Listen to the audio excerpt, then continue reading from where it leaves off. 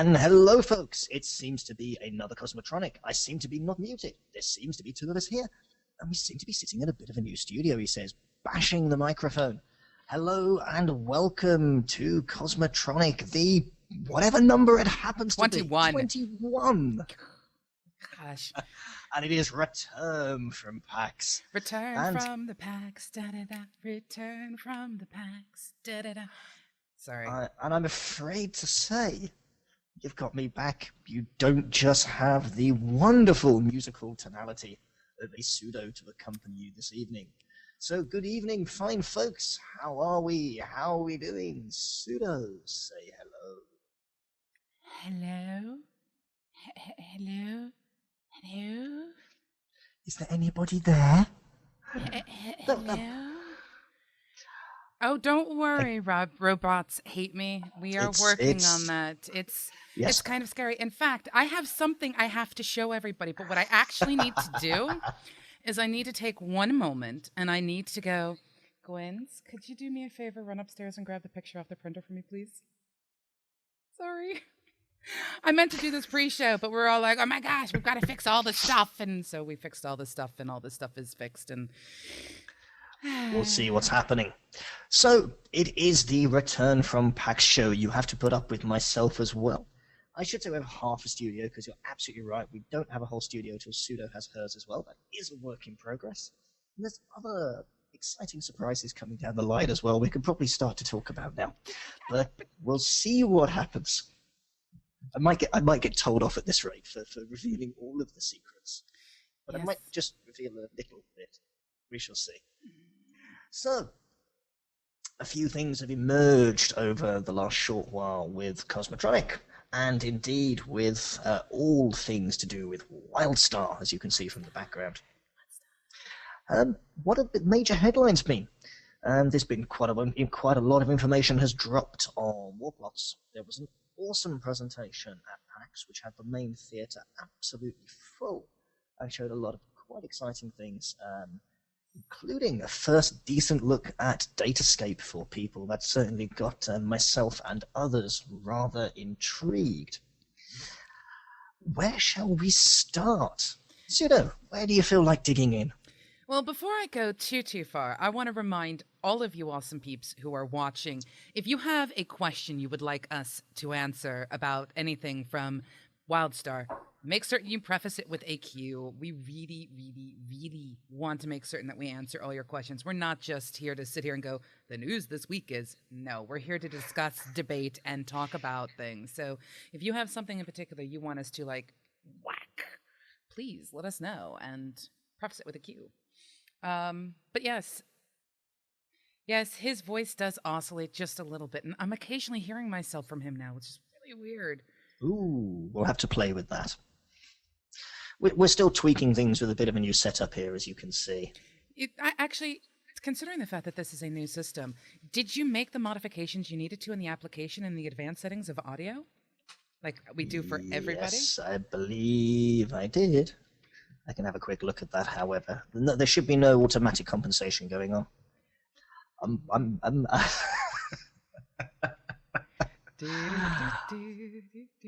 Okay, I have to do this. This is literally the first really done fan art of me by somebody, and it completely, like, made my day. So, I introduce everybody to Lopzilla. For some reason, I am now suitably scared. Lopzilla, who protects all of the loots and the swagses, and then makes certain the swagses and the lootses go out. So this is Lopzilla. This was made for me by Katamari, who signed with a lovely little heart there for me. And when my office is done, you can expect this to be like right up over my shoulder, watching people, making certain they stay away from the awesomeness that is the swag until it's time for me to give it out. But yes. And talking of swag, we have some more swag for you to give out that's Wildstar related, Pseudo. I haven't told you this yet, have I? No, you I haven't had a chance to see you in person. See, I'm basically sitting here going, why haven't you told me? What are you keeping from the swag? Come on, tell Lopzilla what you're doing so Lopzilla can do stuff. Well, if I look over that shoulder, you might see a T-shirt behind us. Is it a WildStar t-shirt? It's a new WildStar T-shirt, and we might have something like about 5 of them, Uh, and really? in different sizes. And if you look over this shoulder, Yeah. Is that a roused hour that I see? it might be a roused hour. We might have some roused hours to give out as well. Okay. Now, No, no, no, no. You do not get to play the might game with the lovely Lopzilla. Lopzilla will attack you. She will turn I'm into a horrible raid. It is we give them away or we don't. Not a might. the reason I say might is they are currently en route in transit in a box, otherwise known as a roused hour crate, coming from the US of A to the U of K. And I don't know how long they're going to take to get here. So I don't want to turn around and say, we're giving away roused hours now, and then have them get stuck in customs for 4 weeks for being strange I animals. hope that they put little holes in the boxes so the roused hours could breathe. Because if they didn't, that is total roused hour abuse, and I have a problem with that. But then the roused hours might escape, and do you really want wild roused hours running all over the country claiming their personal freedom? That's a debate for a whole nother show. She says as she lives in the United Kingdom as an American citizen. Hi! Let me do the honors. In case you can't tell, the reason why he's doing these honors is giving you a chance to see a Dev t-shirt. And this, hi Ms, welcome back. Yes, I did catch the tail end of that, Pseudo. This is Dower of the Rouse. These are the ones that were available for purchase on the stand. I am so Quite sorry. cute. I like the face on them. Hmm. We're going to have 2 Gonna or 3 have of to these have to one give away. to go against my evil roused hour. That'll be great. We shall put that there. Right. Just no. And blue t-shirts, as you can see, the design on them is the new WildStar top that they have for promotional purposes. So I'm not quite sure how we're going to do this. I'm going to leave that in your hands. I'm not quite sure when we're going to do this. I'm going to leave that in your hands as well. But I suspect we'll have that all set to announce at the next Cosmotronic. But let's dig in a little bit, shall we, to all things that are PAX and the, PAX in general, but quite a focus, of course, on Carbine, NCSoft, and all on NCSoft today, my dear. You can bring up the other stuff on Monday's show. Context is always useful. First thing to say is that WildStar really did push the boat out in terms of the impact that they were having at PAX. I hate to imagine what the event budget was, but I strongly suspect that it wasn't small. But of course, there's no reason for it to be. This is years and years of development is now coming to fruition. We're into pre-orders. We're into let's get ready to go. And of course, if they don't get the word out now, they're never going to get the word out. So the boat was well and truly pushed out in lots of ways. Well, that's the thing. I mean, one of the things we discussed about on a previous Cosmotronic was the fact that we felt that they let the hype train die after Gamescom. And, we're like, what's up with this? Why are they making this decision? And I did hear in an interview with Pappy, I love you, Pappy. I did hear in an interview with him saying, we know we went kind of dark after Gamescom, but what we're doing now, that's because we're really building up to something, and we're building up to something huge. And I can understand that. We have a release date now. They didn't at Gamescom. And in fact, during Gamescom, they completely shut down closed beta because they wanted to completely re-itemize everything. I mean, they completely changed the game during Gamescom. So how could you really get the hype train going at that point? Now? Yeah. Yeah, it's more of a hype rocket train, I would suspect. It's a rocket house? Something like that. Choo-choo. Let's run through the key things we could see. First of all, as you'll see in the photos, will probably emerge later. They're not all up and about yet. The Carbine stand was one of the central tallest stands that you could see as you came down the main steps into the hall. So you had a couple of stands in front of you, and then this big column of WildStar goodness. pull your microphone just a little bit closer to you, because somehow I think when you got up to get your drink, you changed your positioning, which means when you do speak, all of a sudden your voice is changing, and we're getting comments from people, and I want people to be able to hear you. I really want people to be able to hear everything that you're saying. Let me move Mike around like this. We were testing stuff beforehand and making a few changes. How is that, people? Is that better? Worse? Anyway. Peter Piper did indeed pick a peck of peppers. How many peppers did Peter Piper pick? We'll probably never know. It's an unanswerable question. Oh, it's a completely answerable question if you could find Peter who was the Piper and asked him, how many peppers did you pick? I'd probably say when, because he frequently picks peppers according to the nursery rhyme. But anyway. Yes. So want to hear the vampire lord. And you walk down the stairs. No, you walk down the stairs into the main hall, and you're bombarded by this column of Wildstar, which is a real focal point. And there was a real buzz about the stand, and people were gravitating towards it. I'm sure they probably used bits of the framing and the setup from the previous stand we saw at sort of Gamescom and possibly a previous PAX. I don't know, that wasn't there. So I could see some familiar things, but it was definitely set up with a very different view.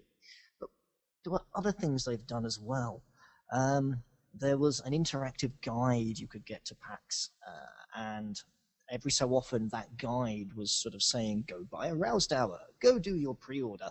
And I'm sure they weren't doing that out of the love and goodness of their own hearts. I'm sure that involved a commercial fee of some part, and I'm sure it wasn't small. The Roused Hours were a hit. Everywhere people were talking about them, etc., etc. The press stuff for them was packed. There was some great stuff that went on behind some doors that are just about to open soon, and we can talk about that hopefully by next week. There was the main presentation, of course, on the Saturday, one of the busiest days of the event, probably the busiest. And at prime time in the afternoon, they had the main theatre. And the main theatre holds, I think it's 3,200 people. It was packed. The queue to get in was one of these wonderful endless PAX queues. Not everyone that queued got in. There was more desire to see the presentation than there actually were seats in the auditorium. So if you turned up late for the main presentation, you didn't get to see it. Other people had got there before you and had got your seat. They had a full panel there. And again, one quick one to the channel first of all. Did people actually get to see the presentation? I believe it was streamed out by Twitch Live. We did have a lot of people watching the PAX panel, which is why Cosmotronic last week started a half hour late and ran a half hour over. It is one of our longer Cosmotronics because of the fact that there was so much to discuss that was mentioned in the PAX panel. Okay, then I won't go massively through the contents of the panel, but I will pick out a few things that stood out to me compared to others.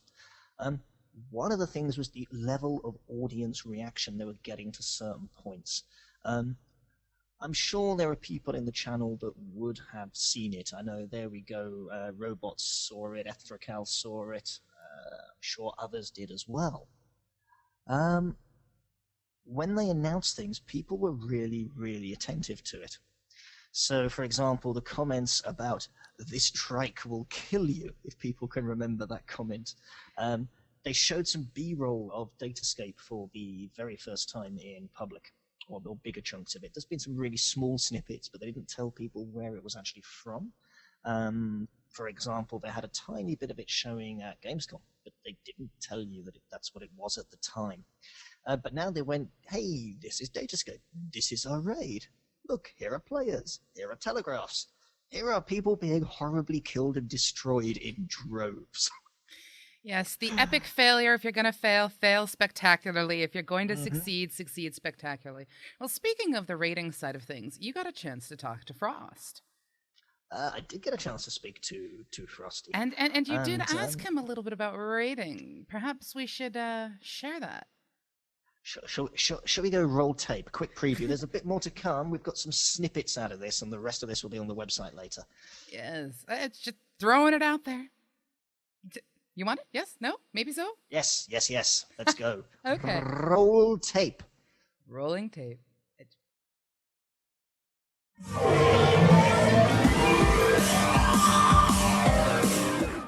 Hello, folks. Once again, it's Mizpah from MMOBuff.TV, and we are, as you know, at PAX. And some of you will recognise this very tall chap standing next to me. It's Frosty, or known to some people as the voice of the Dev Speaks. Indeed. Hello. How are you finding PAX? I'm finding it well, although I'm a little haggard right now. It's day 3. Yep. We stayed up really late at a party last night, and I'm a little haggard, if I had to put it politely. Yeah. There's a lot going on at these events. It's all work, and no play at all. But let's talk a little bit about WildStar, because you can see these screens behind us, and we're hiding at the back of your booth. Now, you guys had a really fun presentation the other day, and we got to see some stuff for the first time in public. And the bit that gets me very exciting, and of course MMO Buff, all of us very excited, is of course the raiding. And 40-man raid content, we finally got to see some of it. Yes. Perhaps you could tell us a little bit about it. So our 40-person raid content is crazy. If anything, we wanted to make sure that it was brutal enough for those 1%ers to kind of say like, all right, Carbine, you did it. You've made something that is masochistic enough for us to actually love. So we have content in there. The telegraphs that you saw on the panel are insane. I'd made a joke in the panel that some people, when they had watched videos and YouTubes and stuff like that, they had said like, oh, aren't the telegraphs going to make this like training wheels? Is this training wheels online? And, I responded in a tweet one time where I was like, these training wheels will decimate you. It will melt your face. This tricycle of death will just roll over all of you. So, the crazy amounts of telegraphs in there, I think, are going to make 40-man content very interesting, but also the skill level necessary, not just the memorizing of the patterns, but also how you mastered the movement in WildStar and the combat in WildStar is going to be a big thing. Patterns people are having to run are crazy. Lots of reverses, lots of switches, stuff that I haven't seen in a raid game, well, ever, I don't believe. Yeah, I think we basically took 40-person content and then just injected it with steroids, and then after injecting it, we put an electrical socket on the back of it, connected it to a bunch of other things, and then started the generator on Awesome. So, I mean, really, they are epic. They're scary. Chris Lynch was giving me crap that I'm not going to be hardcore enough. He's probably right, as much as it pains me to admit that. They are really difficult, but you know what? We're excited for it because, we have a theory that the 1%ers, the 5%ers, whatever you want to call them, those people need to be the evangelists for the game and need to be happy, right? If they're like, wow, you guys did great in this, WildStar is awesome, people are going to hear that below them that have not done that stuff and go, wow, this is aspirational stuff, I want to do it, and also kind of go like, this game's not messing around. So that's what we're hoping for, and to have endgame content right at launch, ready to go, I think is something where other MMOs have kind of failed, we're hoping to kind of pick up and learn from.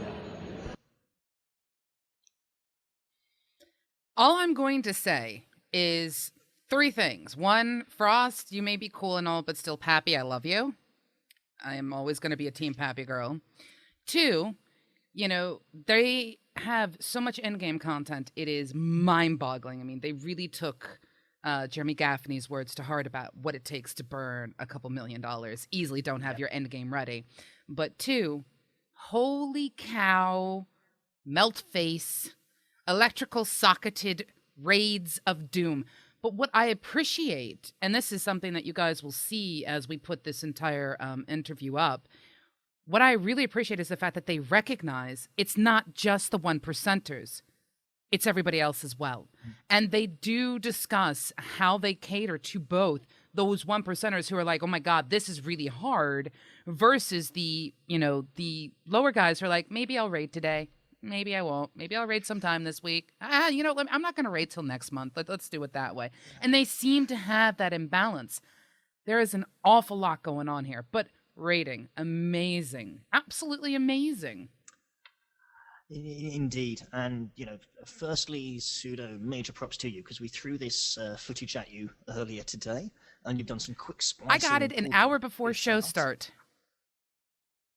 And there's a lot more of that interview to come. That is not all of it by any means. It's a nice long interview. And we're going to be building in some footage they promised us, showing a little more of Datascape. And if I get to, if I ask nicely, I'm hoping for something even shinier to put in that footage. But we shall wait and see. I'll just keep my mouth shut and smile. I'm learning. But yes. Yeah. It's that will be up. It'll be well worth a listen or a watch. Can't do too much about the background noise. To give you an idea, while that interview was going on, I could barely hear Frosty. That's how loud the background noise was. So we've already done a little ton of work to just get something we can actually listen to. But let's talk about that 1%er thing for a moment, because a lot of stuff follows on from that.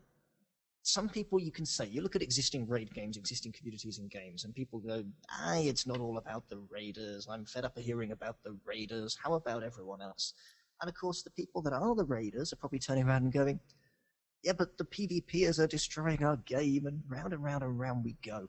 And games and communities have gone in cycles. I'm not looking to get into the whole debate, but it's worth a few comments. Different show.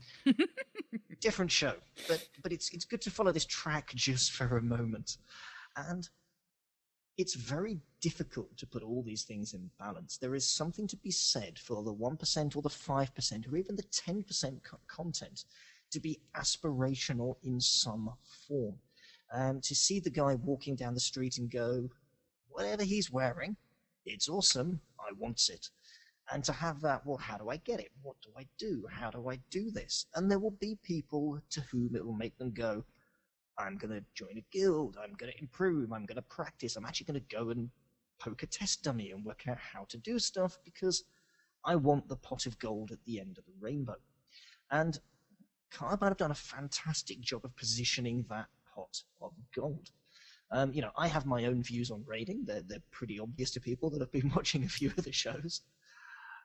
But they seem to have struck a chord where those who are, let's say, very lore-focused, or even if we touch on something else new shortly, very crafting-focused, they still have things to shoot for. And if they can continue to support all of the communities and minimize the backbiting that will invariably take place between them, because the left hand will always think the right hand has greener grass, if I can put two metaphors together in the worst way possible. But I think you get what I mean. It's a very, very tricky balancing act. And up until now, I kind of feel like they're actually managing it.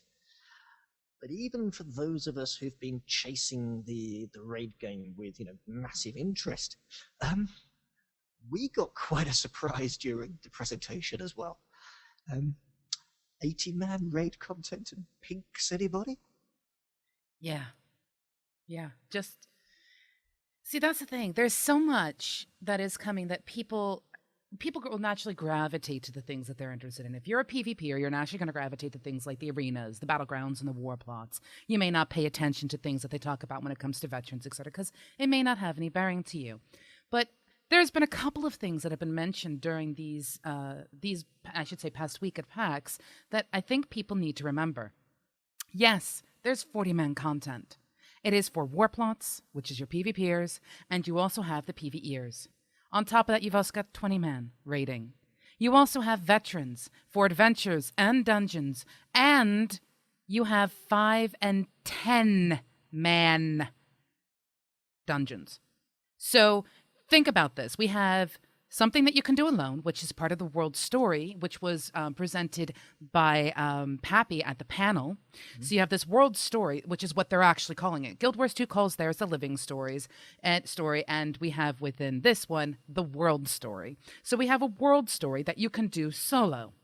You have then 5-man content. You then have 10-man content. You have 20. We'll you have throw 40. In here as well.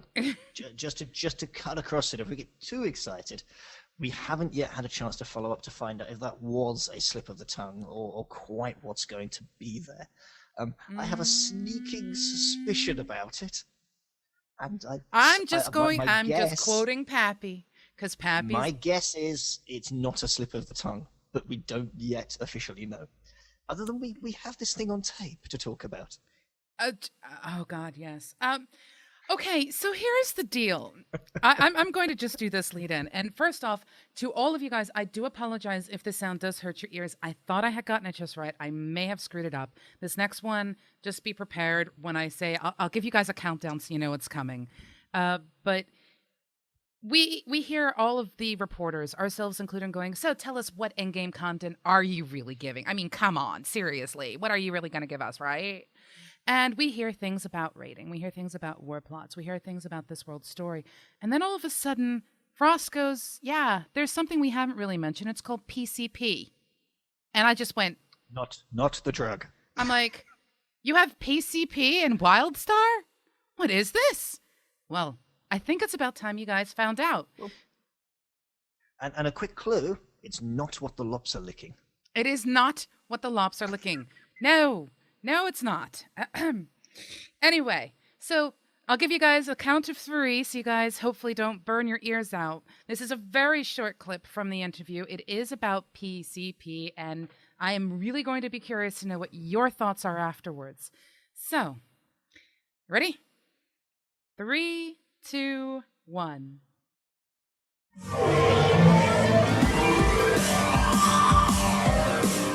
It's got to be said as well, endgame content has got to appeal to a number of people. Yes. I mean, I can put my raider hat on and go, I'm focused on 40-man raiding, Of course. happy days. What's out there for everyone else in the older game? There's a lot. So we have trade skill stuff that you can do. We have PvE stuff. Specifically, there's some actually we didn't really talk about in the panel. They're called PCPs. It's not a drug. It's actually pocket cat play spaces is what we call those. And some of those are public events. And in some of them, they're faction-based. So one faction is trying to complete a bunch of public events. And if they do it before the other faction, they'll get better rewards. So it's kind of a cool mechanic that just kind of avoids some of the daily grind and that sort of thing. There you go. PCP.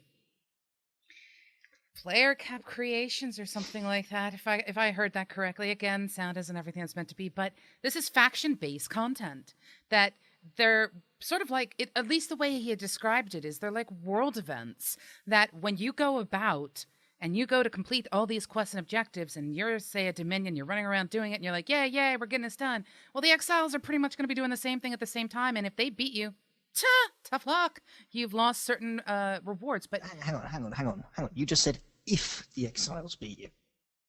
Slip of the tongue? I'm trying to be polite and gracious to the Dominion. We can't beat them up all the time, especially since we don't have our resident Shua present today. By the way, we really should point this out. For those of you who are wondering, where is Kazimov? Where is Kai? Well, unfortunately, poor Kai is not feeling too well. So do me a favor, send her a little Twitter message that just says hearts get well soon. And Kazimov is traveling. So I guess just send him explosives? I don't know. He's a Chua. What do you send a Chua who's traveling? Hang on. Yeah, no, you can't send a Chua explosives. They will disarm the explosives, insert it into a Tudurkan gun, and fire it back in your general direction. Turgunkin. I don't know. It's some sort of poultry-based pulverizer that gets shot at people. Is the name relevant? I don't know. It might be. Hey, I'm just saying. You never know when it comes to weapons. If you just have a weapon and you don't have some kind of awesome name for it, what's the point? Like the Devastator, or I mean, if you called it like, I don't know, Pink and Fluffy, it's not as scary. But So, 2 things then. Because of the delay, we'll throw this out of the channel. PCPs, that little snippet. Now, I need to go back and listen to this again myself because, as Frosty said, this was day 3. We were all quite tired by this point. Clearly, simply because I've been carrying a heavy backpack around all week with camera gear in, and nothing to do with the events that took place at the sidebar the night before and ended at, I don't know, 5:30 in the morning. But what do people think of the little snippet that they've actually seen? I'd love to see some reactions to that and quite what that might be meaning. And again, we'll be reaching out for a little more clarification on that as time goes on. Well, Cows points out high-level zones such as the Crimson Badlands and Malgrave will feature an area called the Post-Cap Play Space, the PCP. So there's your PCP. So, yes. We'll see what that merges into, but more is to come. Should we do a test and let people give their answers to that particular question? Yes, the delay should have. Have you filibustered enough to deal with the delay? No. Should we do the test? The test. We're in the Oh, middle of the show. The test. We should do Okay, the guys. test. But now, in order to do the test, you need to pick a explain. number. You need to pick a number, and I'm going to send the number to you. You just say number 1 or number 2, and you can pick, and that's the way we're going to do it. But, here we go. Pick number 1 or number 2. We'll go for number 2. Number 2. All right. So, should we give people a heads up as to what might or might not be happening here? Yes, we should. Okay. So, more details to emerge, but some people may have noticed the thing that's currently above my head. A hat? Hair? A hat? Lights? Well, I have hair, lights, but there's another thing above my head. And it's not a roused hour. There is not the carcass of a roused hour currently suspended somewhere above me. Because that would just be creepy and odd. No, we have a Twitch logo lurking above our heads. And the reason for that is we've been in conversation since Res with Twitch. And I am delighted to announce, off the back of the hard work of many, many people, some very nice things are happening. And they're nearly finished. They're not quite there yet. But one of the things that's happening lets us, amongst other things, do something a little like this.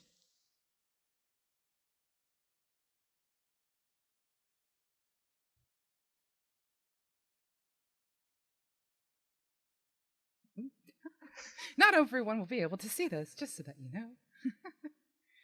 But, yeah, we'll see what happens. I don't know when it's going to end. I have no clue what's going on. It doesn't really tell me. I still have to learn all the apps and everything else that goes with it. But, so for those of you who are watching, and the best part about this is it's awesome. Dance. Don't just stare blankly at the screen waiting for something to happen. Keep the people who aren't getting it entertained. Oh my gosh. What's up with you? Word. Oh my god. Oh my god. Yay.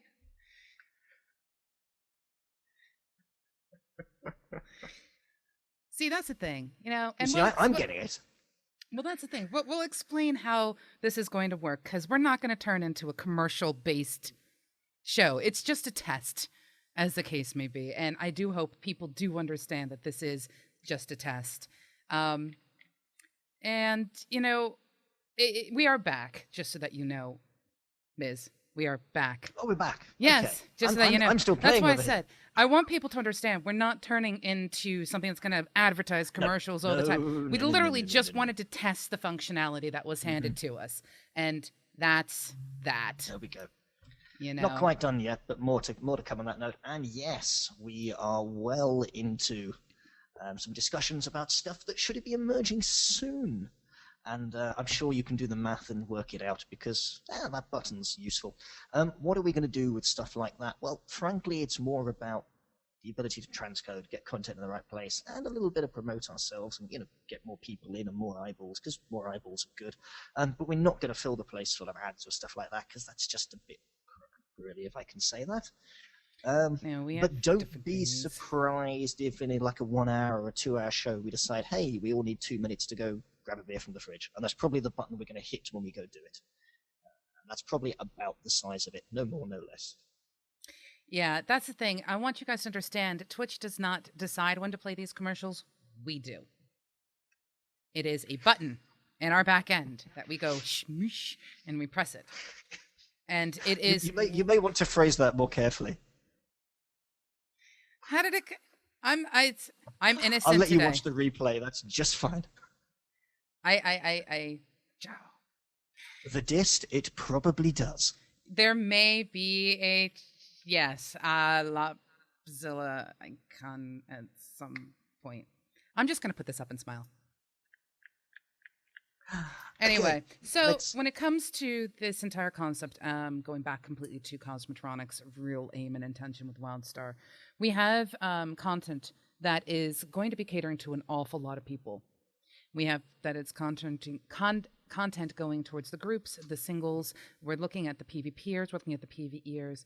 So obviously the big question that I'm sure some people have, and some of the concerns that some people have is, oh my gosh, there's so much content. How can they get it all right? They're obviously going to lack somewhere. What are they going to do? Oh, they're going to put so much time into raiding that the PvP is going to be screwed. Oh, they're going to put so much time into the single player game that the groups are going to be screwed. Oh, so is that really what the case is? I'm going to let Mizpah answer this first. Well, at the end of the day, I can only give an opinion. Now, it's an opinion founded on quite a bit of insight, quite a bit of hands-on time, because we can say that now. So that there's a basis for the opinion. And rarely have I touched a game where, at this stage of its development, so many things are in the position that they're currently in. And we've seen several things recently. We've seen more changes, more systems. They're not afraid to make big changes. We've seen the community giving feedback, and we've seen stuff getting polished. Now we've seen a bit more of that polished. We're seeing bug fixes by the truckload. I'm not sure how many bugs you fit into a truck, but the answer seems to be 71 pages of them. I think the game is in a good place, personally. I'm not saying it's perfect, because nothing is ever perfect. But for the first steps of hopefully many years of playing this game, it's in a great place. I don't know how many people here remember where WoW was when it launched, but I am really very sure that I can say that it didn't have this level of polish and content, but nor did it have a community that has the expectations that are so high, because no one had MMO expectations really at that point in time. The EverQuest players did, because remember, World of Warcraft was an EverQuest clone to start. It borrowed from. I don't like the word clone. I like to say clone. I like saying clone because it does make people go, oh, well, everyone compares everything to World of Warcraft. Well, yeah, World of Warcraft was compared to something else, just so that you know. But anyway, yes, that is a debate for a Monday show. Yes. Yeah. So, but if you look at how the development works, they very much have teams. So they have the social team, the community team, they have the econ team. They have the PvP team. We'll start talking about that in just a moment. And all these little silos have been given remit to say make things awesome. But between that, you've got lots of people stitching stuff together and making the glue. I mean, let's look at housing. Housing integrates and permeates throughout the game, and it isn't the only thing to do so. And we're seeing more examples of this. And I really do think, because there is someone tasked with polishing each aspect of the game, everywhere gets the level of focus that its team can place on it. It's not as if there's one person walking around with a can of Mr. Sheen and the duster going, it's my job to polish everything. Well, I've only got half an hour, so I'll give this bit a quick polish, but I like this stuff a lot, so I'll give that thing a lot of polish. They've all got their own teams. And yet they all go through QA, and they all go into beta, and they're all being looked at. So there seems to be depth in everything I touch. I mean, is housing a simple system? No, it's not. Is PvP a simple system? No, it's not. Is raiding a simple system? No, the answer is not yes. So everything I can see, there's going to be enough depth there. But let's also remember it is a start point. We saw the first bit of concrete information at PAX about the rollout of new content post-game. So they've talked about the fact that they're going to have a rollout of content. And let's remember that the parent company here, or the publisher here, is NCSoft. NCSoft, for those who don't know, are of course Guild Wars. Guild Wars, from an industry perspective, are doing in the European market something that's only really been seen in the Asian market before. And that is a cadence of content releases that really is quite staggering. If you want to find out more about that, go to the MMOBuff.TV website and look up some of Screenage's articles where he's been talking about Guild Wars and their living updates and living world, and that's all part of it. And they really have managed to produce timely content rapidly at a rate that keeps giving players new stuff to consume. And I would be a little disappointed if the expertise that exists within NCSoft were not drawn upon to bring that into WildStar in some form. I'm not saying in the same form, it's not the same game, it doesn't have the same people behind it, it doesn't have the same desires or objectives or anything else. But I'm sure they've taken the lessons that have been learned and they know how to put them into place. And the first example we saw was the elaboration on the scalable quests that are all about the lore. And I'm going to get my name wrong here. You're going to have to correct me, please, Pseudo. The name of the character they referenced to take you through this story stuff, or even you may have to throw it at the channel. I want to say Drusilla, but I'm not sure that's right. I believe it's Drusilla. It's Drew something. Drusera. Drusera. I know it's Drusera. It is Drusera. I know for a fact that it's Drusera, and I know why I know, but I can't tell anybody. Okay. So, secrets, we has them. So, we know from what they said at the presentation that in beta, they've actually removed a chunk of quests. So that area that you've gone into and gone, it feels like there should be something here. Maybe there is. Because they've taken out some quests that are to do with discovering what the blazes is going on with the Elden, because that's something they want players to experience playing the game. And one of the mechanics they're using for this, and much love to Pappy, because I'm sure this is where it comes from, is to create a series of scalable pieces of content, so you can run them 1 to 5, I believe, was actually said, a little bit like the adventures. And you can go in, but you're expected to read the quest text, take your time, pick up the book on the ground and read the recipe for someone's beer, or whatever it might be, because it's all part of that rich backstory and plot. And unlike a raid where you're saying, hey guys, can you just pause on pulling that next pack because I just want to read every book on this bookcase, which I don't think will work very well. This is an environment where maybe it's not quite so challenging to make sure everyone can get in, but it's rich in lore and it's rich in story. It's yet another playstyle. And it's a sequence of pieces of content and quests and things that are tied together that tell you quite what the foo the Elden have been up to. But they also reveal that this just gets you to the point where you hit level. You then get to know what questions really to ask about the Elden. Doesn't necessarily answer them all. And that answering is going to be ongoing. It's being introduced as episodic content. So a little bit like you're watching House of Cards or whatever your favorite show might be, and you get to the end of season 1 and go, no! Or season 2 and waiting for season 3 in my case. You're going to have to wait for the next update. Now, we don't know how frequent these updates are going to be.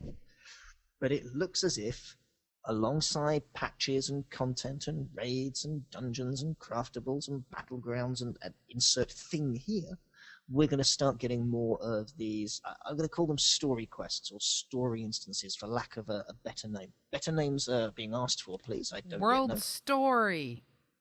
We're calling them World Story. Okay, they are called World Story. They are called World Story. Hey, it was day 3, I was tired. We have this content to look forward to, and it's another content type, it's another thing you can do, but I'm really fascinated to see the frequency with which they update this. Quarterly? Monthly, maybe? Hopefully. Well, that's the thing. It also strikes me, though, that Pappy must have written all of this out in advance. There must be a timeline that this is designed to play out over. I don't know. Is it like Doctor Who? It's a never-ending story. Will David Bowie make a surprise appearance? Or oh my God! You got your pop culture is completely mixed up. Oh, fine. I thought Bowie David was Bowie in there was somewhere. in the Labyrinth, the never-ending Labyrinth. story. Never-ending story is the had other one. There you a go. luck dragon. Ah, well, close.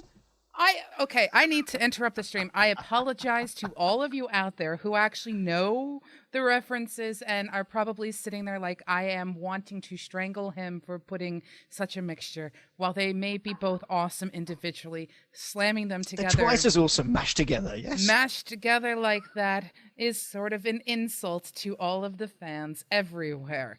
So to all of you out there who hearts the Bowie, who hearts the Goblin King, who hearts that awesome Luck Dragon and Falcor, and all those other things, we're sorry. Go ahead, Ms. I was actually thinking of Labyrinth, and yes, confused by titles, but hey ho. What's the film I watched when I was about 2 or something. It was the I'm last just time I surprised saw you it. watch House of Cards, because I know you. You really don't watch television. It's actually the only show that I've watched in the last couple of years that I found awesome, and I found it incredibly awesome. Anyway, But there we continue. go. You were going on and on about WildStar. I do not want to be in the bog of unbearable sting, Josie. That's just not nice. No. It smells. In order for him to get that, he'd actually have to have a kiss. I That ain't happening. Just ain't happening.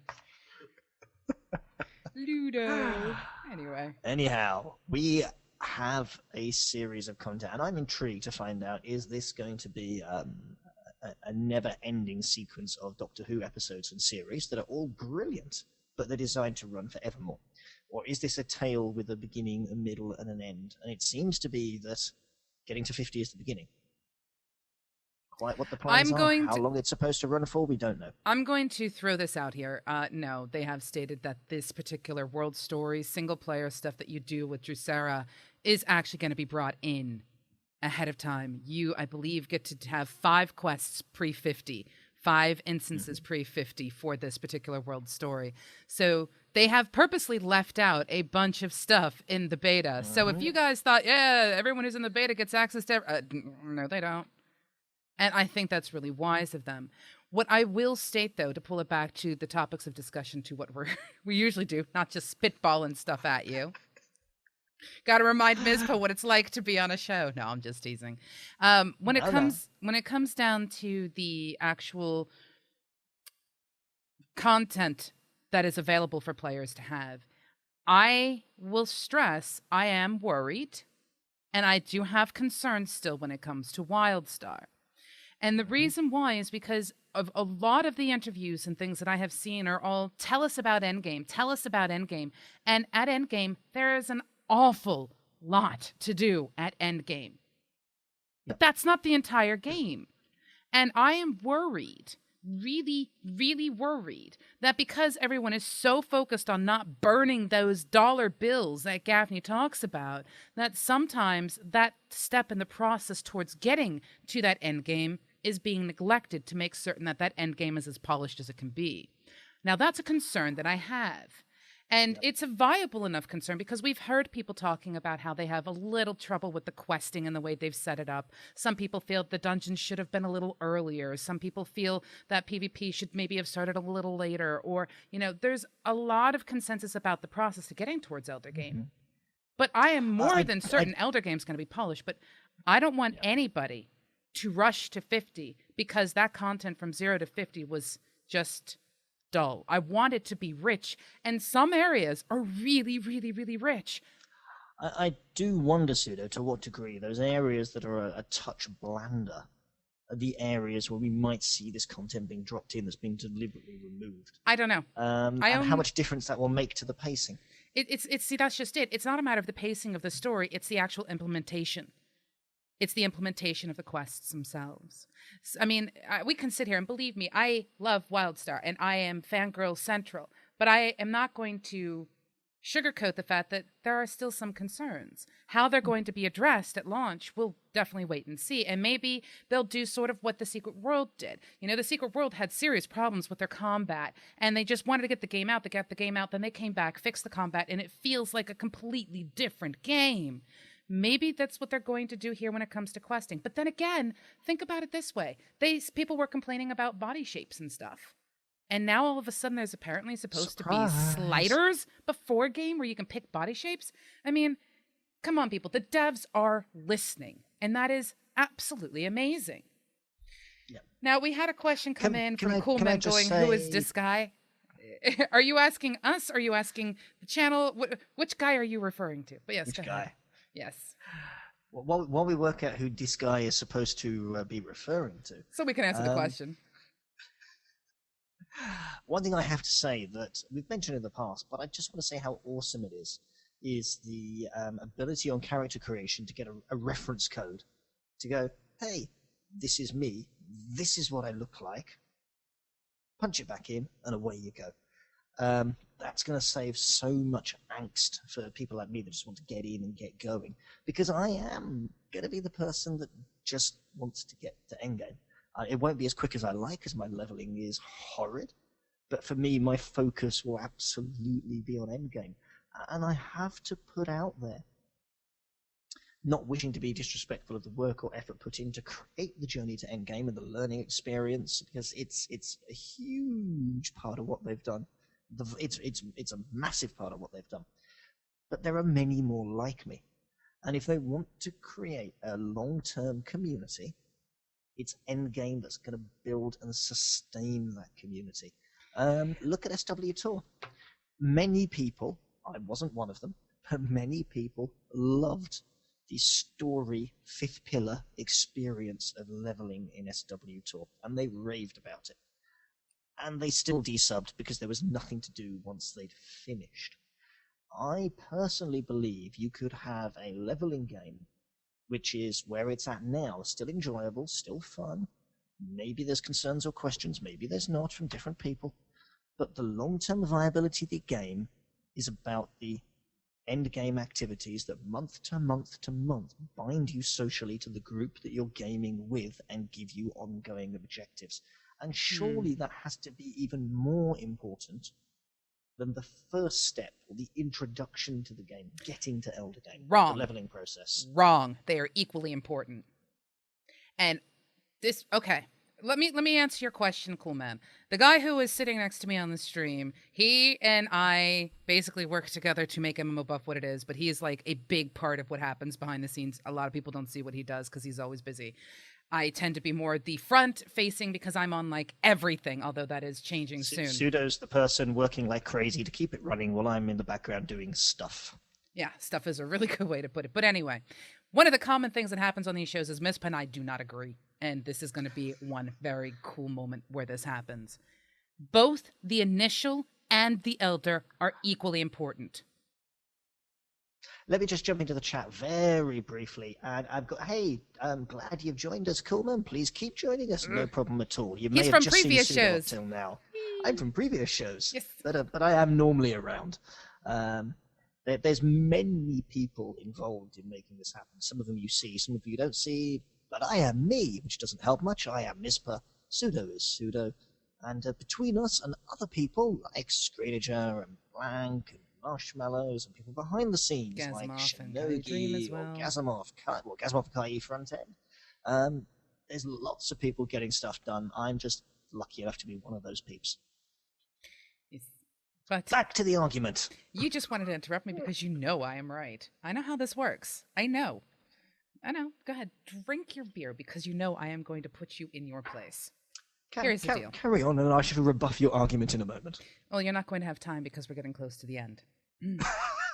Oh, that's the plan. You put forward an argument and no time to rebuff it. You're the one who took so long to get your argument across. Well played, madam. You're the one who took so long to get your argument across. In fact, I purposely kept my mouth shut today just to see how much you would go so that when the time came for me to rebuttal, you couldn't stop it because you like to try. Now, I'm just joking. one YouTube video rebuttal coming up. Bring it. All right. If you have your Elder game wonderfully polished and everything, and that's where you put all of your focus, and you don't hook people coming in, either through the gameplay mechanics themselves, through the abilities, or through the way that people train for the end game, you've lost a huge portion of your audience right there. If someone comes in, and this is one of the reasons why I'm slightly concerned about the beta really only being up to level 20, the character and the way your character changes, the more abilities you get, it dramatically modifies the gameplay experience as you go higher and higher in level. Yet people who have not had a chance to get into the beta are going to not experience that because they are locked at the 20. They're going to have to listen to people and make the decision afterwards. But the point is, if you don't get that start right, and you can't keep them engaged, people are not going to grind their way through things because, in all honesty, it's important on both ends. Now, you just said one was more important than the other, and I'm disagreeing and saying they're both equally important. I actually do agree that they are both important. And most of the points you've made there, I would agree with. People have to get to endgame to be in elder game to be in a position to keep wanting to play it. I would argue, though, that with a new game, many new people joining, there is the shiny factor. It is new, it is shiny, let me get to endgame and see what I think of it. There's a mentality some people have. So I therefore argue that it is less important. Whereas I agree that it's very important. It can be very important and still less important than the other elements. But if you have not played your character to at least level 17, and in some cases 20, you have not seen what your character has to offer. And that is a valid point about the lower character cap in beta. And I am going to make a bet. I don't know. This is guesswork. But I would not be at all surprised to see them pump up the level of beta until like the last weekend before launch. Something like 25. I don't doubt that in any way, shape, or form. But that's not at all what we're debating here. Okay, what you're talking about is having people come into a game and basically lose the drive to get to end game because that start was not done right. Now you're hold on. I think there's already enough drive there. Hold on. What you were explaining in your point was very, very specific to people who just want endgame, screw everything else. And you can put that Rouse Dower down because that Rouse Dower will not protect you from me. I will eat it. I will eat that Rouse Dower. Put it down. Right. Unfortunately, we're at the end of our show, so I can't really rip into you anymore. And for some reason, my phone went off. I'm very sorry. But yes, welcome to what normally happens on shows when Mizpah and I are together. And we know, very much so, that in the end, the importance in the matter is probably going to be up for debate to whomever believes in what. And I'm just going to sit here and say, I'm right. And I think the same thing, of course, as well. Both are needed, both are valid, both are essential. I just weight one a little more than the other in terms of the long-term longevity. Let's make up a word, longevity. Yeah. Let's not go there. I personally believe in the long-term health of the community. One is more important than the other. That doesn't mean I don't think they're both very important. And I think they've done more than a good enough job from what we've seen with both at the moment. But there are things we haven't even managed to touch on yet that emerged at PAX. And we're not really going to have time to. Battlegrounds, anybody? I don't know why you're pausing. Stuffs. We got a lot more information emerged on some of the battlegrounds. The dev speak video for them, I believe, was shown for the first time during the panel. And I think that's out now everywhere. I must confess I haven't looked. Someone can educate me on that in a moment, but it was shown during PAX. I have to throw this out here. There are a lot of people who are in our chat saying endgame is the key to longevity. Not everybody is interested in end game. And that is completely true. I cannot tell you the amount of people I knew in things like COV and things like Champs and things like World of Warcraft who never had a max level character. They didn't care about endgame. So yes, for some people, endgame is where you will sink all your time. But that's not going to be true for everybody. And there is a larger population than you think who are just interested. Hold on.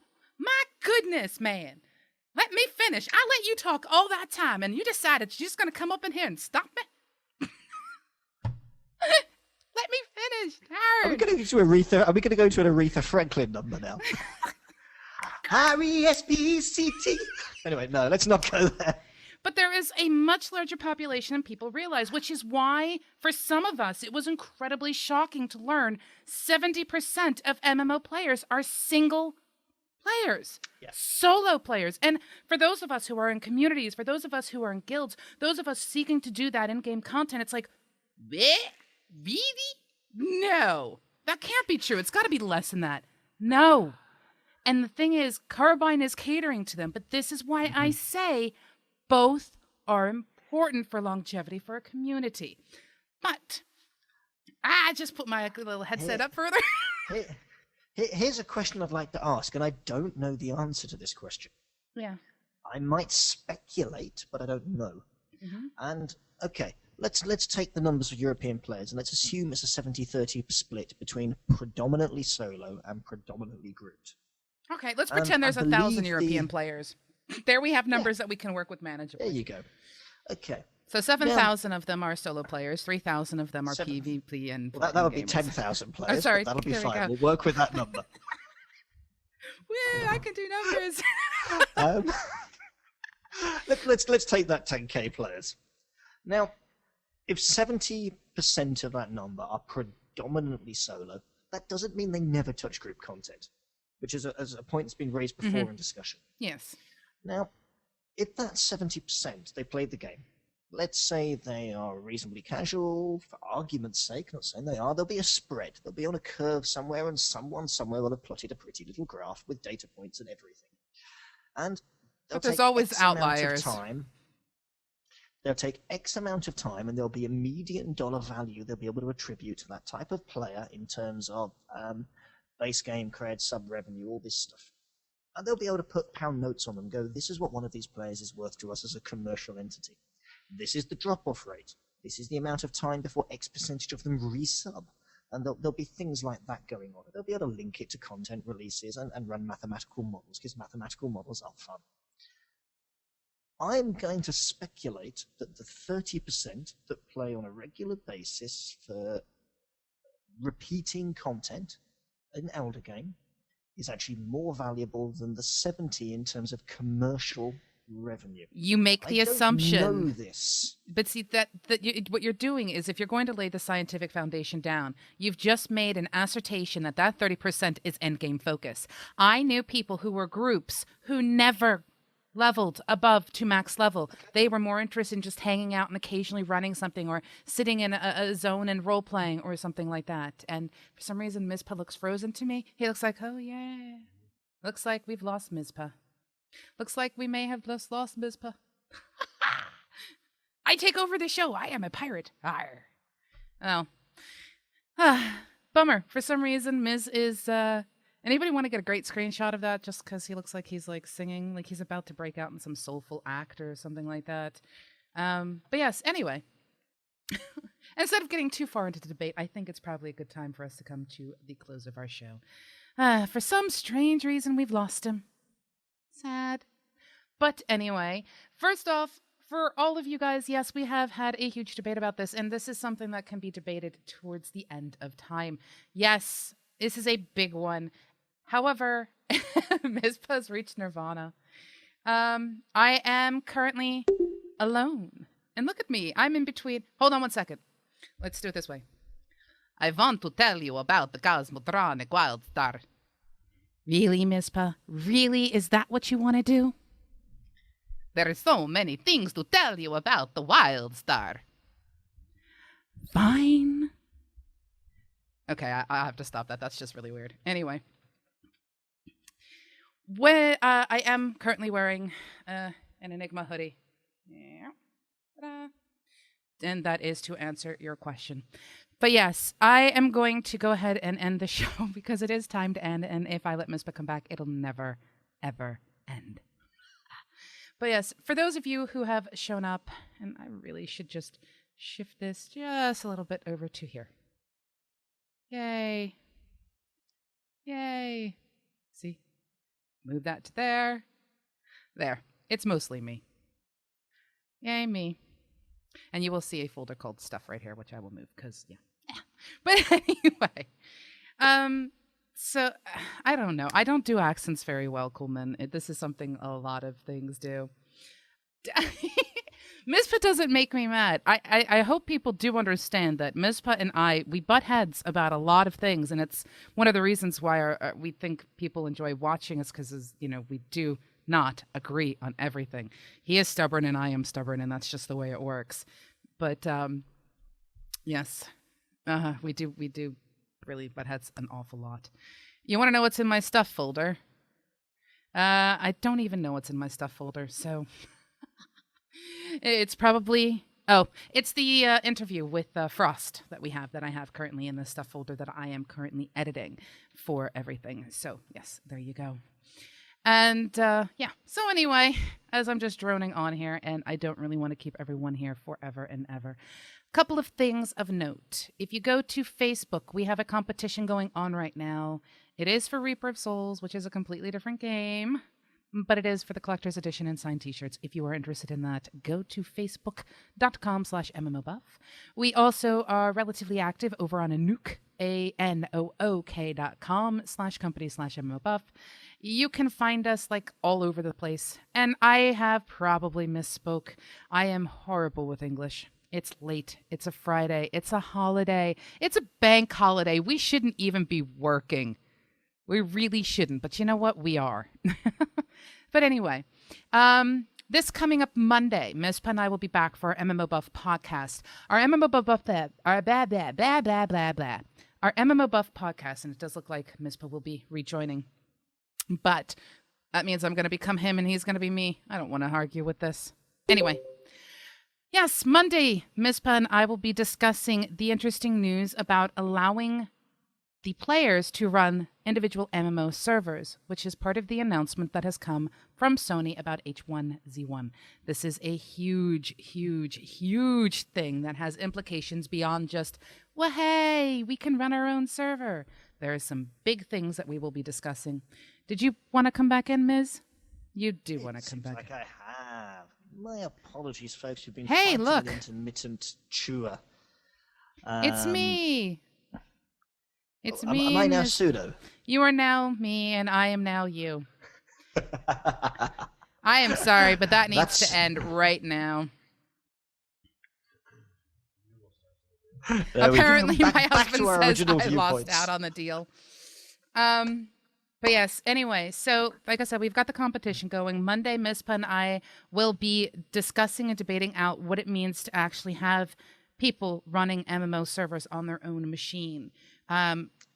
Which is part of the announcement, like I said, from Sony's H1Z1. On Tuesday, we've got the campfire with Blank Space and Screenager and myself and potential guests. If you are interested in being on the campfire and you're part of a community, you really want to be grilled and be put through the ringer, let us know, voice at MMOBuff.TV. As a reminder, last week we had Troy and Allie from Motiga Games on. That was a lot of fun. And we did actually witness someone try to hold Aether at ransom during the show with a Nerf gun, which was awesome. If you haven't seen it, you can find it on YouTube. Then on Wednesday, I'm shutting up because I get a break. For those of you who are used to our Wednesday lineup, it's Top Draw. We talk about games, TCG games, online games, CCC games, and I have a lovely Dr. Marshmallows with me who is the TCG man of my heart. And he's now, very difficult to beat in Hearthstone. He's difficult to beat in any game, although I have recorded proof of me beating him 3 times in one night because he doesn't like starter decks. But I love you, Dr. Marshies. Don't hate me. Don't take away my gold stars. I really want to go to the zoo. But anyway, Dr. Marsh and I will be appearing on Wednesdays, but not in the format you are used to. Wednesdays is changing big time. And now I shut up and let Mizpah talk. And it's quite a fun and exciting change because whatever you think of Blizzard as a company, it's very difficult to debate that they haven't had a seminal impact on the landscape of computer games, and particularly of MMOs. And they have a rich and varied IP, which has spread from, games before World of Warcraft, actually, Lost Vikings and other things, through into Warcraft, through into the MMO, and now, of course, we're seeing things like Hearthstone use that IP, and we're seeing things like Heroes of the Storm, their new take on a MOBA with some sort of accessibility and community stuff baked in. So Wednesday nights are going to be a new and exciting show format that covers everything to do with the Blizzard family of games. And, interestingly, for someone in Europe, we have access to Heroes of the Storm. There's very few European accounts in the technical alpha, somehow we've ended up with a couple of them.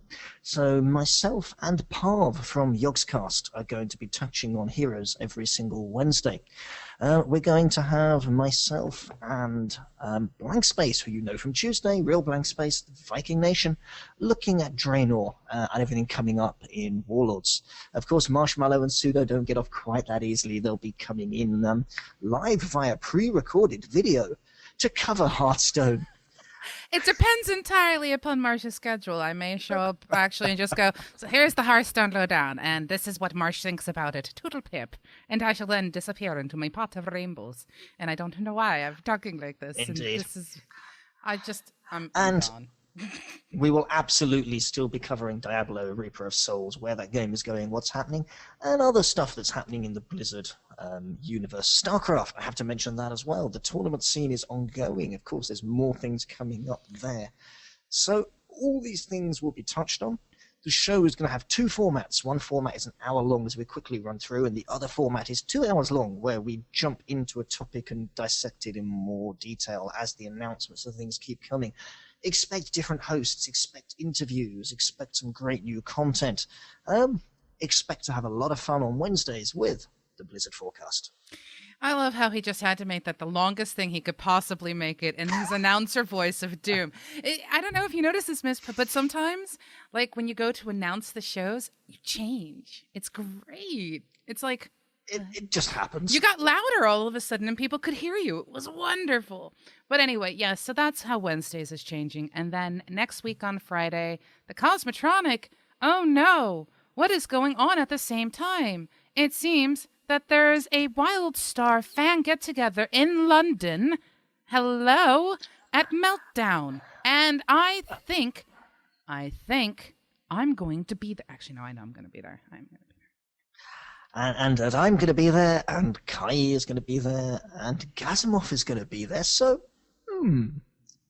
that might mean that something very, very interesting is going to happen.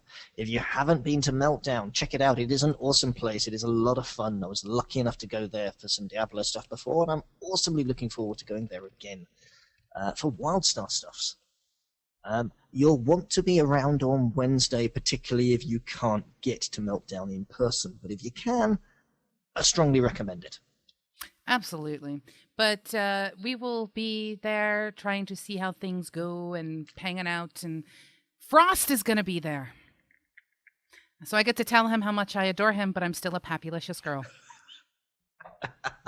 Here, have a drink, Frost. Yeah, you're doing a great job, but I'm sorry. I still think that Pappy is so much better than you. Hearts. Bye. I'm not going to... I wouldn't do something like that. It would be funny. It would be really funny. But yes, Hitchens has pointed out, did you notice that WildStar is basically American rednecks, the exiles, versus aristocratic British Dominion? That's one way to look at it. There's so much more to it than that, though.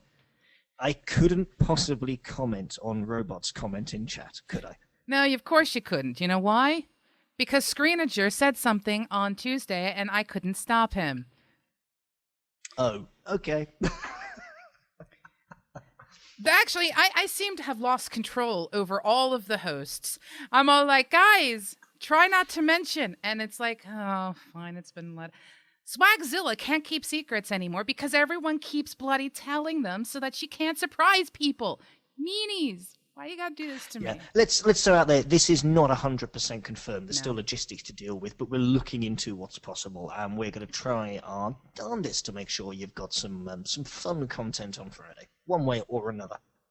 Absolutely. Want to do everything that we can, even if, might I add, that we are not able to go up and online. We will have something playing.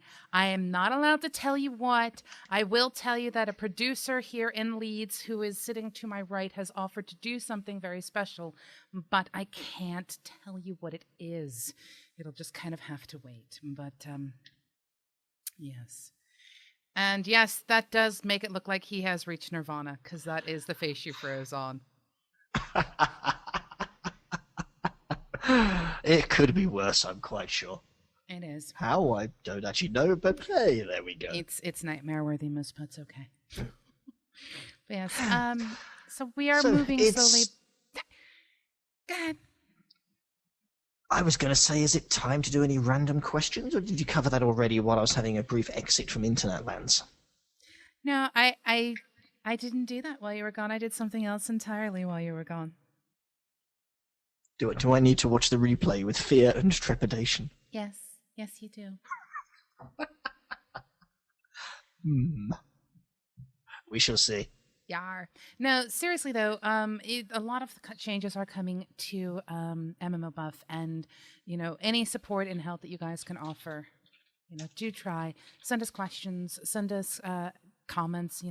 Let us know how we can improve. Because, in all honesty, at least in my case, Mizpah can talk for himself. I sure as heck don't talk just to hear myself talking.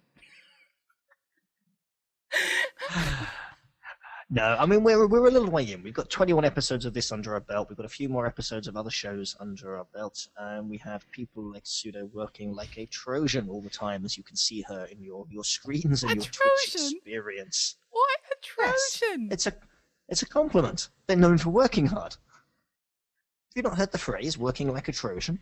I'd rather be a Spartan.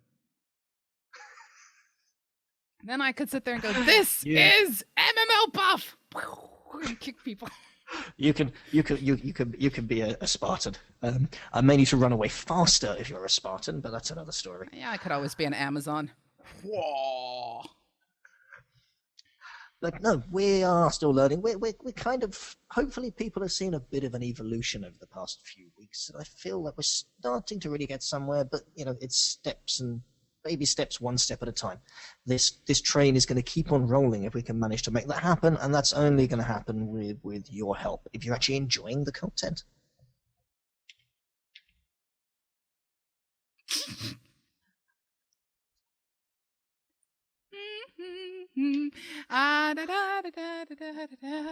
I'm getting strange references in chat to Spartans and Trojans, and doubtless the Amazonian ones are now coming.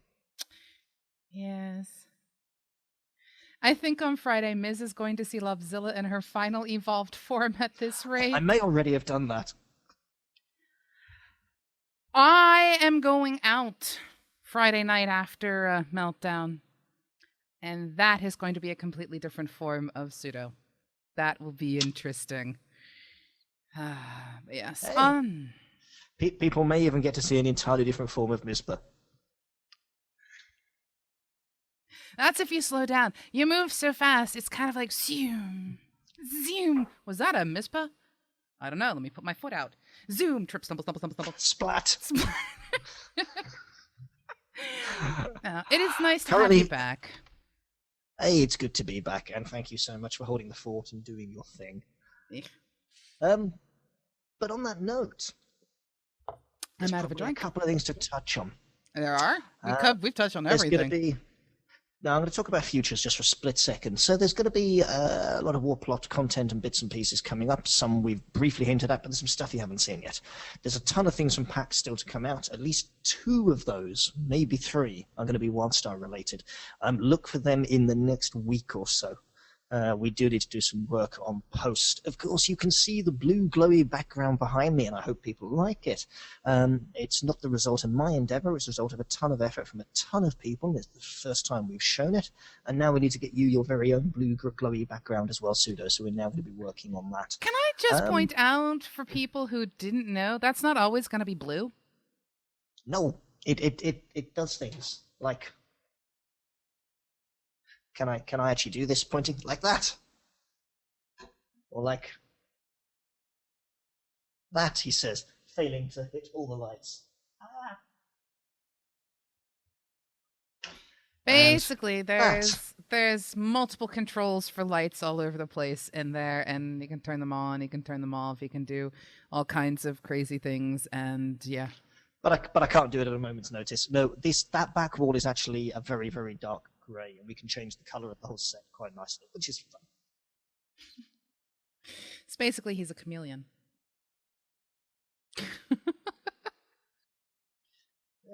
I'm enjoying watching him play with technology. Yes, it's nice to have you back. We're going to have lots of changes coming up. But yes, thank you guys so much for showing up. Thank you for being at least our test subjects for the new partnership thing that is going on with the Twitchies. So thank you so very, very much. Do note, we're not trying to change too much. We're just trying to get bigger and bigger and hopefully bring more valuable content to you. And with that in mind... And it should mean when that process is finished, you get better streams. Yeah, it should be. Better chat. Which means I probably won't be on them. I had to get a troll in on myself because, like, yeah.